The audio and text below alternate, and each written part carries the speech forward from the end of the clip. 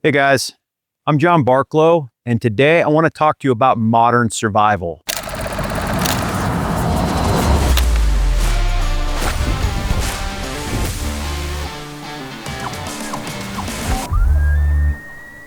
So, just a few decades ago, our safety in the backcountry was not what it is today, and the chances of getting wet and becoming hypothermic, or getting driven out of the mountains, or back to your wall tent, were far greater than they are today. Now, modern technology and equipment provide us amazing performance as long as we know how to access it and truly leverage it to our capabilities. And if we do that, we can endure the elements far greater than we could, again, several decades ago. But we need to establish our actions on with this modern equipment and clothing. We can't take the same actions on from 20 years ago and apply them today.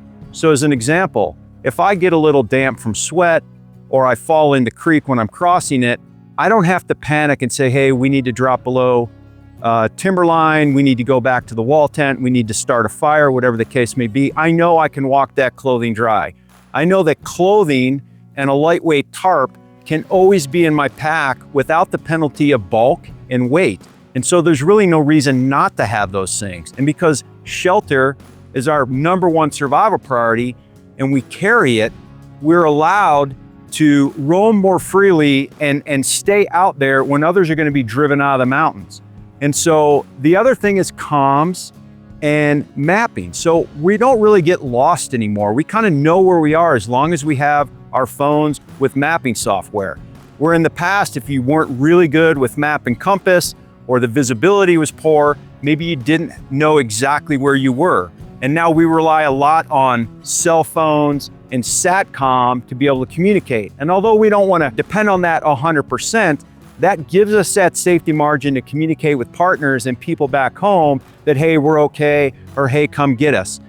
The other thing is when we do need to start a fire, that prefab tinders and lighters and strikers are so much better than they've ever been in the past. And yes, although we should know how to use natural forms of tinder to start fires, the ability to start a fire and the chances of having success of getting a life-giving fire are far greater than they've ever been.